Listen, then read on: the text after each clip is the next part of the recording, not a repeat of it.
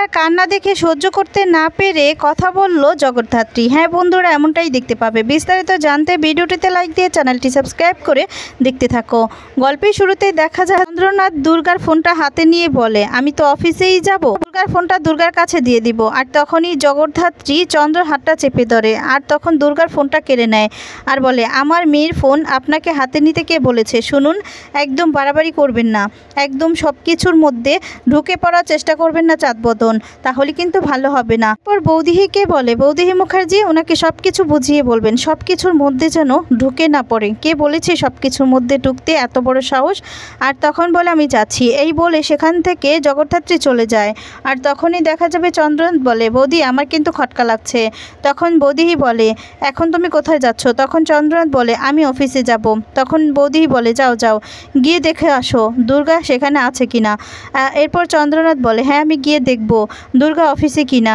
এই বলে চন্দ্রনাথ বেরিয়ে পড়ে। তারপর বৌদিহি বলে, কিন্তু আমি তো ওদেরকে একসঙ্গে দেখলাম, অফিসে একসঙ্গে দেখলাম। তখন বৌদিহি এ কথাগুলো ভেবে আবার বলতে থাকে, না না, একজনের পেছন দেখেছি, আরেকজনের সামনের দিকে, আরেকজন তো সামনের দিকে দেখেছি, আরেকজনকে পিছন থেকে দেখেছি। না না, আমি তো ওদেরকে মুখোমুখি দেখিনি, কিছু তো একটা খটকা আছে, নাহলে মেহেন্দি আর ঠাকুরপো এভাবে কেন জোর দিয়ে বলছে?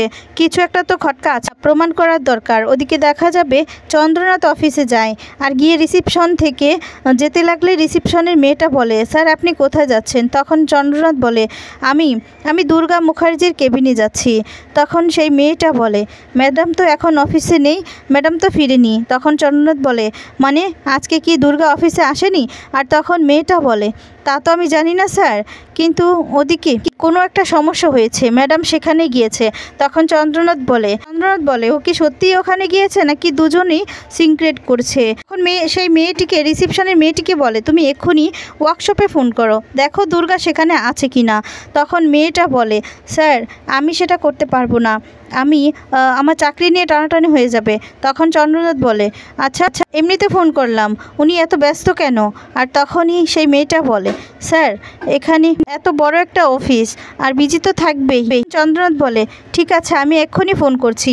এই বলে চন্দ্রনাথ ল্যান্ডলাইন থেকে ফোন করতে লাগলে আর তখনই দেখা যাবে আগেই দেখা যাবে ফোন করে নেয় দুর্গা।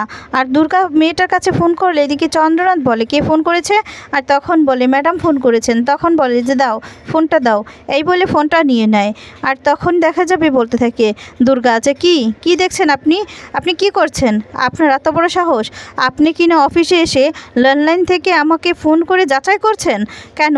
সাহস থাকলে নিজের ফোন থেকে ফোন করতে পারেননি নাকি ফোনটা বিক্রি করে ফেলেছেন? তখন চন্দ্রনাথ বলে, দুর্গা।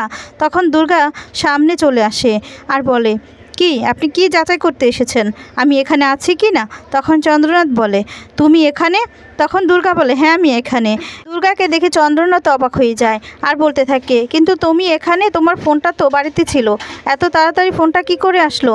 আর তখন বলে, আমার মা পাঠিয়েছে। চন্দ্রনাথ বলে, কাকে দিয়ে পাঠিয়েছে? দুর্গা তখন বলে, আপনাকে সেই কৈফিয়ত আমি কেন দেব? আপনাকে কি আপনি কি ভুলে গিয়েছেন যে আমি এই কোম্পানির মালিক? আমাকে ম্যাডাম বলবেন। আর আপনার এত বড় সাহস কে দিয়েছে? আপনি আমাকে প্রশ্ন করছেন? শুনুন, বেশি বাড়াবাড়ি করলে না এই অফিস থেকে ঘাট ধাক্কা দিয়ে বের করে দিব। তখন চন্দ্রনাথ বলে, কি তুমি আমাকে এইসব কথাগুলো বলছো? তখন দুর্গা বলে, হ্যাঁ এই অফিসটা এখন আমার, মুখার্জি বাড়ির সমস্ত সম্পত্তিই আমার, সব কিছুর মাথায় বসে আছি আমি, ভুলে গিয়েছেন নাকি? এত বড় আস্পর্ধা আমি সহ্য করব না। তখন উৎসব সেখানে আসে। দুর্গা তখন বলে, এই যে কটা বাজে, আপনি এখন আসলেন? তখন উৎসব বলে, একটা সাইন করানোর ব্যাপার ছিল। তখন দুর্গা বলে, 11:30 বাজে, এই সময় আপনার অফিসে আসার সময় হলো, আজকে প্রথম দিন তাই ক্ষমা করে দিলাম, কিন্তু এরপর থেকে আর হবে না উৎসব মুখার্জি। এই যে পরশুদিন কোর্টে থাকবেন, জামিনে বেরিয়েছেন, হয়তোবা আপনি বেকসুর খালাসও হয়ে যাবেন, কিন্তু এই দুর্গা কিন্তু কখনো কাউকে ক্ষমা করে না, দুর্গার কাছে ঠিক সবটা মনে রাখে। আর তারপর বলে, সেই অনুযায়ী কাজ করতে হবে। দুর্গার কথা শুনে উৎসব তখন চুপ করে থাকে। আর তখন দুর্গা বলে, এই যে লোকটা দেখছেন, এই লোকটা যেন এই অফিসে না ঢুকতে পারে। তখন এই কথা শুনে চন্দ্রনাথ বলে, কি তুমি আমার কথা বলছো? তখন দুর্গা বলে, হ্যাঁ। তারপর সিকিউরিটিকে ডাক পড়ে দুর্গা আর বলে, এই লোকটাকে খেয়াল রাখবেন, এই লোকটা যেন অফিসে কিছুতেই ঢুকতে না পারে, আর বের করে দিন এক্ষুনি ওনাকে। তখন সিকিউরিটি বলে, ঠিক আছে ম্যাডাম। এরপর চন্দ্রনাথকে গিয়ে বলে, স্যার আপনি চলুন আপনি। তখন চন্দ্রনাথ বলে, দুর্গা তোমার এত বড় সাহস, তুমি কি না আমাকে অফিস থেকে বের করে দিচ্ছ? দুর্গা তখন বলে, হ্যাঁ বেরিয়ে যান, এই অফিস থেকে এক্ষুনি বেরিয়ে যান বলছি। তখন চিৎকার করে বললে চন্দ্রনাথ সেখান থেকে বেরিয়ে যায়। তখন দেখা যাবে উৎসব বলতে থাকে যে এইটা, তখনই দেখা যাবে দুর্গা সেই কাগজটা পড়ে সাইন করে দেয় আর বলতে থাকে, মনে রাখবেন যে কোর্টে কিন্তু সার্কাস হবে পরশুদিন। তখন উৎসব মনে মনে বলতে থাকে, আমিও সার্কাস তো তোমাকে দেখাবো সেদিন, তুমিও দেখতে পারবে দুর্গা।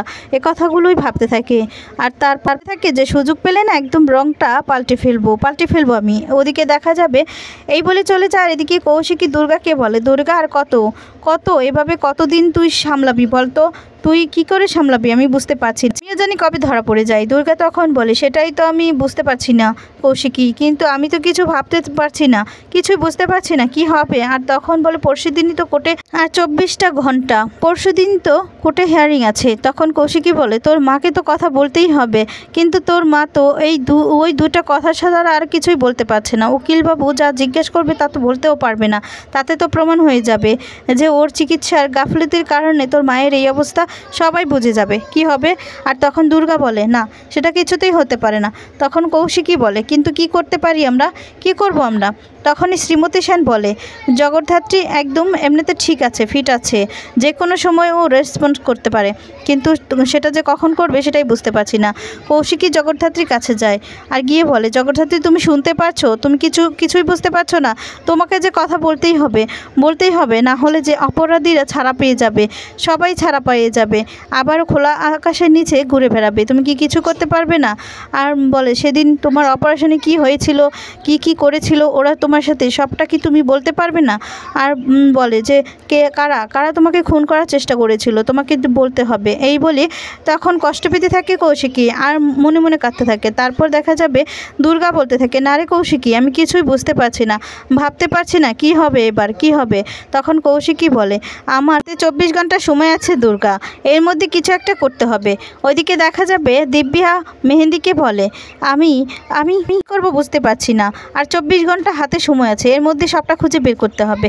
তখন মেহেন্দি বলে, আমি দুর্গা আর জগদ্ধাত্রী দুজনকেই প্রশ্ন করেছি, একদম নিখুঁতভাবেই প্রশ্নের উত্তরগুলো দিয়েছে। আর তখন বলে, শুধু একটা উত্তর ছাড়া। তখন দেখা যায় দিব্যা সেন বলে, কি উত্তরটা? তখন বলে, সাইন ল্যাঙ্গুয়েজ। সেটাই আমি উত্তরটা ভালো করে পাইনি, যে জগদ্ধাত্রী সাইন ল্যাঙ্গুয়েজ বলেছিল, সেটা কি করে? জগদ্ধাত্রী তো সাইন ল্যাঙ্গুয়েজের মাস্টার ছিল, কিন্তু সেটা কি করে হতে পারে সেটাই বুঝতে পারছি না। তখন দিব্যা বলে, যাই হোক না কেন, হেরে গেলে চলবে না, আমরা জিতলে সবাই খুশি হব। তখন দেখা যাবে বৌদিহি বলে, না আমি এই বয়সে কোনো কোর্ট কাচালি করতে চাই না, তার থেকে দুর্গা ঠাকুমা হিসেবে থাকবো সেটাই ভালো। তখন মেহেন্দি বলে, কিন্তু কি করে জগদ্ধাত্রীকে যে আটকাতে হবে? তখন দিব্যা বলে, কিছু একটা প্ল্যান করতেই হবে। ওইদিকে দেখা যাবে দুর্গা বলে, আমি কিচ্ছু চাই না কৌশিকী, আমি শুধু আমার মা বাবা সবাইকে নিয়ে একসাথে থাকতে চাই, আর কিছু চাই না। আমার মাকে যারা মেরেছে তাদেরকে খুঁজে বের করতে চাই, আর শুধু আমার মায়ের সাথে থাকতে চাই, মাকে এত বছর পরে পেয়েছি, বাবাকে নিয়ে থাকতে চাই। তখন কৌশিকী বলে, না দুর্গা, সবার শাস্তি পাওয়া দরকার আছে। তখন বলে, আচ্ছা জগদ্ধাত্রী তুমি কি কিছু বলতে পারবে না? এদিকে দেখা যাবে দুর্গা কাঁদতে থাকে আর বলে, বল আমারও তো সংসার হবে, আমার সংসার হবে তো, আমার বিয়ে হবে, এতটা বছর পর আমি মা বাবাকে কাছে পেয়েছি, মা কি থাকবে না আমার বিয়েতে?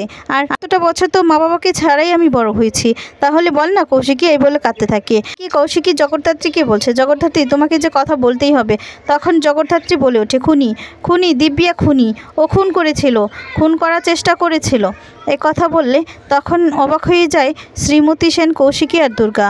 তখন কৌশিকী বলে, না আমাদেরকে জগদ্ধাত্রী থিয়েটারে, তারপরে ওই বাচ্চাটাকে চুরি করার ওই সমস্ত অভিনয়টা ওর সামনে করতে হবে, তাহলে যদি কিছু মনে পড়ে পরবর্তী পর্বে যদি দেখানো হয় যে জগদ্ধাত্রী অপারেশনে যখন হয়েছিল সেভাবে অভিনয় আর বাচ্চাটাকে চুরি করার অভিনয় করছে, সেই সমস্ত অভিনয় করার পর যদি জগদ্ধাত্রী সব কিছু মনে পড়ে, তাহলে বন্ধুরা তোমাদের কেমন লাগবে কমেন্টস করে তোমাদের মতামতগুলো জানিয়ে দাও। পরবর্তী আপডেট পেতে চ্যানেলটি সাবস্ক্রাইব করে পাশে থাকা বেল আইকনটি বাজিয়ে দাও। ধন্যবাদ, ভালো থাকবে, সুস্থ।